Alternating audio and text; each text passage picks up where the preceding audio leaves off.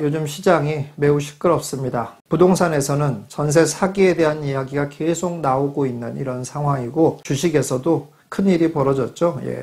대규모 주가 조작이 발견됐습니다. 그래서 피해자로 예상되는 게 1000명이 넘어가는 그런 상황이고, 1조 가까운 손해가 예상된다라는 이야기가 나오고 있습니다. 그래서 아주 시장이 시끄러운 그런 상황인데, 이런 주가 조작과 이번에 전세 사기에 이 두 가지의 공통점이 있어요. 이런 공통점이 뭔지를 조금 보시고, 그리고 우리가 이런 거에 당하지 않으려면 어떤 것을 해야 될지에 대해서 한번 살펴보도록 하겠습니다. 주가 조작과 이 전세 사기의 첫 번째 공통점은 뭐냐면은 사기인지 애매하다는 거예요. 이게 이랬기 때문에 사람들이 또 쉽게 넘어가기도 한 겁니다. 이게 왜 그러냐면은 기본적으로 주가 조작이라는 건 보통 짧은 기간에 주가를 확 올리고 나서 그리고 나서 치고 빠지는 이런 형태였거든요. 그런데 이번에 주가 조작이라는 거는 2년, 3년 동안 주가를 계속 올렸습니다. 이러니 이게 주가 조작이라고 보기가 어려울 뿐만 아니라 또 문제가 뭐냐면, 주가 조작이라고 하는 결정적인 건 어떤 거냐면, 이 세력이 반드시 그 고점에서 빠져나온 정황이 있어야 되거든요. 그런데 지금까지 알려진 바로는 주가 조작단이 빠져나오지 못한 거로 알려져 있거든요. 그러면 이게 조사가 돼도 결국 주가 조작이라고 어떤 형벌을 내리기는 매우 어려운 상황이 된다, 이런 얘기입니다. 그러다 보니 어떻습니까? 물론 그게 형벌을 내린다고 해가지고 피해가 없어지는 게 아니죠. 사실은 피해가 더 중요한 거기 때문에 그 사람들이 벌을 받냐 안 받냐 보다도 사실은 피해가 어떻게 복구되느냐가 문제인데, 사실 그건 복구될 방법이 없는 그런 상황이죠. 전세 사기도 마찬가지죠. 전세를 끼고 뭔가를 산다는 것, 이게 잘못이 아니잖아요. 그런가 하면 또 전세가와 매매가가 같은데 그 수준의 거를 갖다 산다는 것도 죄가 아닙니다. 잘못이 아니에요. 그리고 또 그거를 판 사람도 잘못이 아니에요. 왜 그러냐면은, 매매가 잘 안 된다라고 하면은 전세가만큼 낮춰서 팔 수도 있는 거잖아요. 그렇기 때문에 그것도 죄가 아니에요. 그런데 뭐가 문제입니까? 그런 것을 많이 산 게 문제예요. 이게 많이 산 게 문제가 될 거라고는 생각도 못 했잖아요. 예를 들어 한 사람이 전세가 매매가 같은 물건을 갖다 무슨 3-4채 갖고 있다, 이런다고 해서 또 그런 상황에서 역전세를 맞았다, 이런다고 해도 대부분의 소유자들은 어떻습니까? 어떻게 해서든지 해결을 합니다. 그렇죠. 자기가 돈을 집어넣든지 대출을 받든지 이렇게 해결을 하는 거예요. 그런데 이게 100개 되면 해결할 수가 없는 거예요. 그러니 나자빠지는 거예요. 그래서 이게 사회적인 문제가 생기는 거고 피해자를 양산하게 된 거거든요. 그러니까 이게 원래 법의 테두리 안에 있었다는 거예요. 그래서 더 문제가 됐다는 거예요. 그래서 사기인지 애매하다라는 이런 공통점을 가지고 있습니다. 자, 또 두 번째 공통점은 뭐냐면, 결국 사람의 욕심을 이용했다라는 겁니다. 주가 조작단도 어땠습니까? 그 2년, 3년 동안 주가를 계속 올리면서 이 사람들이 또 뭘 했냐면 중간 정산을 했습니다. 수익 가져가라, 이런 거를 했단 말이에요. 그러니 어떻게 되겠습니까? 사람들이 더 눈이 뒤집히죠. 바로바로 돈이 50%, 100% 이렇게 벌어지는데 어떻겠습니까? 돈을 더 끌어다 들여서 내고, 받은 돈 다시 집어넣고, 친구 데려다가 넣고, 이런 일들을 계속 반복하게 됐다라는 거예요. 결국 뭡니까? 사람의 욕심을 계속 자극하는 거죠.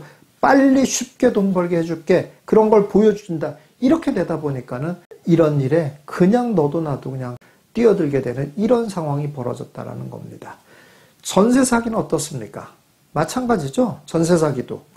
이게 사실은 전세 사기의 진짜 문제점은 뭐냐면은, 시세를 알 수 없는 빌라를, 그러니까 대부분 신축 빌라죠. 신축 빌라를 전세가 매매가 같은 수준으로 해서 판 업자들과 그거를 부추긴 중개업자, 그리고 비싼 전세를 맞추도록 한 컨설팅 업체들, 이런 사람들이 사실은 진짜 사기꾼들이죠. 그런데 이 사람들이 이렇게 마음을 먹었다고 하더라도 이게 사회적 문제를 일으키게 된 건 뭐 때문에 그렇습니까? 결국 이거를 사들인 사람이 문제인 거고, 이 사들이는 것도 또 뭡니까? 3채, 4채 이 정도 산 게 아니라 100채를 산 게 문제라는 거예요. 근데 생각을 해보세요. 그 사람은 왜 백채를 샀겠습니까? 이 사람이 처음부터 백채를 샀을까요? 그렇지 않았습니다. 분명히 어딘가에서 경험을 해본 거죠. 그랬더니 맛을 보게 된 거죠. 예. 빌라 한 채 사서 1,000만 원 오르면 1,000만 원이죠. 1,000만 원 버는 거죠. 10채라면 1억 벌겠구나. 100채면은 1,000만 원만 올라도 10억을 버는구나. 예. 이 욕심이 자극이 된 거죠. 그러니 그 사람들이 100채를 사는 거예요. 여러분 생각해 보세요. 이 진짜 사기꾼과 진짜 이익을 본 사람들은 누구냐면 결국 빌라를 신축한 업자들과 거기에 가담한 사람들이에요. 이 사람들이 진짜 이득을 얻은 거예요. 왜냐? 그 사람들은 돈을 받고 빠져버렸으니까. 이 사람들이 진짜 이득을 얻은 거예요. 그런데 이 사람 입장, 이런 사람들의 입장을 한번 생각해 보세요. 이런 사람들이 100명한테 물건 파는 게 쉽겠습니까? 한 사람한테 100개 파는 게 쉽겠습니까? 예. 이거예요. 그 한 사람은 왜 발생했을까요? 결국 욕심이라는 거예요. 이 사람이 한번 맛을 보니까 이게 너무 좋은 거예요. 예, 이건 내가 금방 부자가 되겠구나. 100채를 사들이는 겁니다. 이래서 문제가 된 겁니다. 결국 이렇게 사람의 욕심을 자극하는 이런 일로 결국 사기가 됐고 어마어마한 피해가 만들어졌다, 이런 얘기입니다. 세 번째 공통점은 뭐냐면 이게 이번에 주가 조작이나 이번에 전세 사기나 꽤 오랜 기간 꽃길을 걸었다는 겁니다. 예, 아까 서두에도 말씀드렸듯이 여태까지의 주가 조작이라는 건 한 6개월 정도에 다 판가름이 나는 이런 상황이었는데, 이 주가 조작단은 2년, 3년 동안 주가를 계속 끌어올리면 사람들을 막 끌어들였단 말이죠. 예, 그럼 뭐겠습니까? 어쨌든 2년 동안, 2, 3년 동안은 어떻단 얘기예요? 예, 꽃길을 걸었다는 얘기예요. 거기에 가담한 사람들이 어떤 기분이었겠습니까? 뭐 완전히 그냥 돈에 맞추돼 있는 거죠. 예, 완전히 그냥 뭐 하루하루가 너무 즐겁지 않겠습니까? 이런 세월을 2, 3년 동안 보내게 됐다라는 거예요. 전세 사기는 어떻습니까? 마찬가지죠. 처음부터 100채 산 게 아니라니까요. 처음엔 한 3채부터 시작했겠죠. 그러더니 10채, 20채, 30채 이렇게 됐겠죠. 이게 뭐 한 번에 이번 달에 뭐 100채를 사겠습니까? 그럴 리는 없잖아요. 계속 아무리 빨리 뭐 계약서 쓰는 데만도 시간 걸리는데 어떻게 되겠습니까? 100채 살려고 그러면은 매일 하루에 한 채씩 계약한다고 해도 100일이 걸리잖아요. 그러니까 그럴 수가 없다는 거예요. 무슨 말이냐면 그런 정도의 빌라를 살려고 그랬으면은 얼마 정도 걸리냐면 2년, 3년 걸립니다. 그 2년, 3년 걸리는 동안 이런 것들이 좋은 소식이 없는데 계속 사들였을까요? 그렇지 않습니다. 계속 1,000만 원 오르고 2,000만 원 오르고 그러면은 어떻습니까? 평가 이득이 이제 나 10억 벌었네? 20억 벌었네? 이런 계산을 하고 있었을 거 아니겠습니까? 이렇게 오랫동안 마취가 됐고 또 이게 끝이겠습니까? 그러면 이 사람들이 이런 모습을 본 주변 사람들이 또 있을 거 아니에요? 그런 주변 사람들이 또 흉내를 내는 거예요. 쟤만 저렇게 쉽게 돈 벌게 냅둘 수 없잖아. 나도 하면 될 거 아니야. 이게 매스컴에서 알려지진 않지만 그 사람들, 주변의 사람들은 알 거 아니에요. 흉내내기 시작합니다. 나도 20채 사, 30채 사. 이렇게 되는 거예요. 이렇게 꽃길을 오래 걸은 것이 피해자를 많이 양산하게 되는 일이 벌어졌고, 또 이렇게 꽃길을 오래 걷다 보니 어떤 일이 벌어졌습니까? 이건 사기가 아닌가 봐. 이게 돈 버는 방법인가 봐. 이렇게 생각하기 쉬웠다는 겁니다. 자, 그렇습니다. 이렇게 참 두 가지 사건이 이런 공통점들을 갖고 이랬기 때문에 그 피해가 커졌던 이런 일이 벌어졌습니다. 예. 자, 여러분들 어떻게 하면 좋겠습니까? 예. 여러분들이 이런 일을 당하지 않으려면 두 가지 여러분들 다시 한번 명백하게 여러분들이 다짐을 하셔야 됩니다. 첫 번째는 재테크의 기본기를 모른다는 것은 이거는 그냥 목숨 내놓고 사는 거나 마찬가지예요. 여러분, 이렇게 주가 조작단이든 뭐 전세 사기든 이런 일들에 본인이 희생자가 될 거다라고 누가 생각했겠습니까? 그리고 어떤 생각을 했겠어요? 오히려 나에게 행운이 왔구나. 드디어 나한테 돈 벌 기회가 왔구나. 이렇게 생각하기 쉬웠을 거잖아요.